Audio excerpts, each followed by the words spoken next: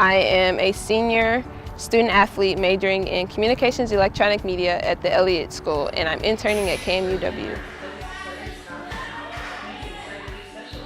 This supply learning experience will benefit me most because I'm actually out in the field that I'm majoring in. So it's important to have a job where you're learning in a place where you will potentially work one day, instead of just I could go work at a grocery store or something, but that's not really in my field. So I really appreciate being in my field and gaining that experience for my resume.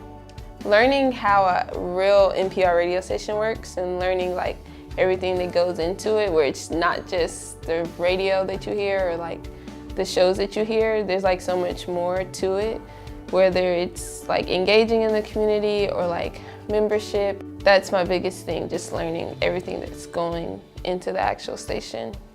Well, I think KMUW is a really good NPR station, especially here in Wichita, and I think that'll help if I want to go to another NPR station out of state, or if I just want to stay here.